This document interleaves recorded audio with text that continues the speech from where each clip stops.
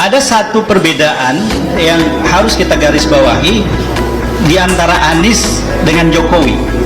Tadi kan ada pertanyaan, apakah Anies akan jadi boneka oligarki juga pekerja partai? Ya, petugas partai. Pak Jokowi itu sudah jadi pekerja partai sejak jadi wali kota di Solo, bukan ketika jadi presiden. Dan Anies berhasil tidak jadi pekerja partai selama 5 tahun jadi gubernur.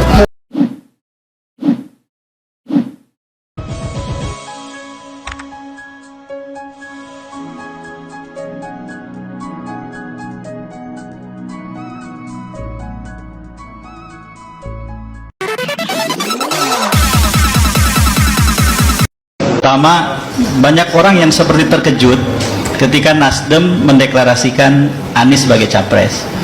Menurut saya nggak perlu itu, karena berulang-ulang Surya Paloh melakukan hal yang sama. Sebelum PDI Perjuangan mengusung resmi Jokowi, Surya Paloh dan Nasdem lah yang mengajukan Jokowi. Sebelum partai yang lain mengajukan Ahok di Jakarta, Surya Paloh dan Nasdem lah yang mengajukan mereka. Pionir gitu ya. Ridwan Kamil juga dulu. Jadi ada dua hal yang penting di sini. Yang pertama adalah berpolitik itu adalah mengatur perebutan momentum. Dan dalam soal itu harus diakui bahwa Surya Paloh mengambil momentum di saat yang lain masih terus-menerus mempersiapkan diri. Terlalu lama, warming up-nya terlalu lama. Itu penting. Lalu kemudian yang kedua, yang menurut saya juga penting dalam kaitan dengan ini bahwa adalah ketika kemudian nama Anies diajukan oleh Nasdem, ada satu perbedaan yang harus kita garis bawahi di antara Anies dengan Jokowi. Tadi kan ada pertanyaan, apakah Anies akan jadi boneka oligarki juga pekerja partai? Ya, petugas partai. Pak Jokowi itu sudah jadi pekerja partai sejak jadi wali kota di Solo, bukan ketika jadi presiden. Dan Anies berhasil tidak jadi pekerja partai selama 5 tahun jadi gubernur. Poin bagus ini. Ini penting menurut saya untuk digarisbawahi supaya diskusi kita seimbang. Membandingkan itu kan harus begitu. Sekarang oligarki, tidak ada negara demokrasi di dunia yang tidak punya oligarki. Ya, betul. Problemnya adalah kepemimpinan yang berhasil dalam demokrasi adalah yang mengendalikan oligarki, bukan yang dikendalikan oligarki. Jadi harapan kita ke depan adalah ada presiden kita di masa yang akan datang ini yang bukan jadi alatnya oligarki, tapi dia mengendalikan oligarki. Bagaimana caranya? Pertama, ini harus jadi urusan saya dengan Anies nih. Urusan saya dengan Anies bukan urusan sebagai supporter. Urusan saya dengan Anies atau calon presiden yang lain sebagai voter. Kalau sebagai supporter, apapun yang dia kerjakan salah atau benar didukung, itulah supporter. Tapi kalau sebagai voter, orang yang habis memilih, pada hari selesai dia memilih, dia mengubah posisinya menjadi penagih janji. Ketika yang bersangkutan melanggar janji yang dia ajukan selama kampanye, maka orang itu harus di barisan yang terdepan untuk melawan. Nah, dalam konteks itu menurut saya, jika Anies ingin berbeda dari presiden sebelumnya, yang harus dia kerjakan antara lain adalah menjadi pionir, menjadi orang pertama di Indonesia yang ketika jadi presiden memprakarsai sampai terwujud adanya undang-undang pendanaan politik. Nah, itu.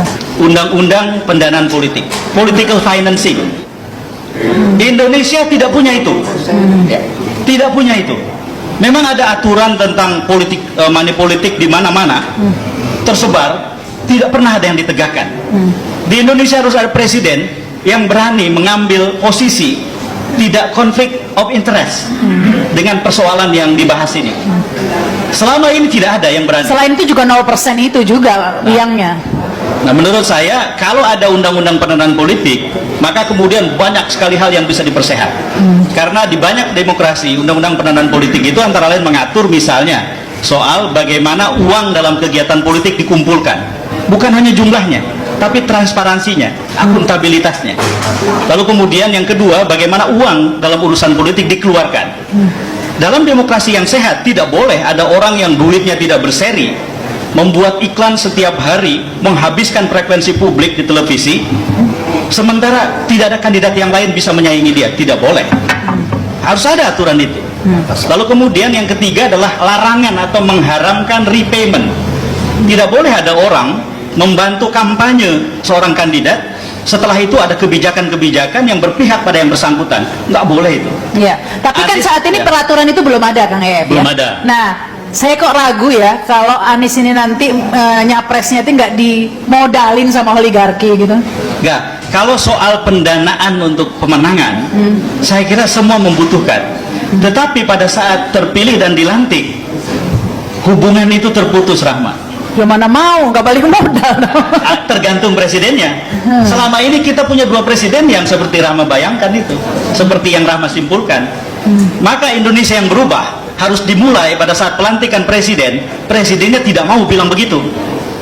Ya. Itulah yang kita butuhkan. Jadi harus dari awal Anies bilang, Anda boleh bantu saya supaya kita sama-sama memperjuangkan Indonesia yang lebih baik. Bukan Anda membantu saya supaya kebijakan saya berpihak sama Anda gitu. Itu harus jadi kesepakatan antara Anies dengan semua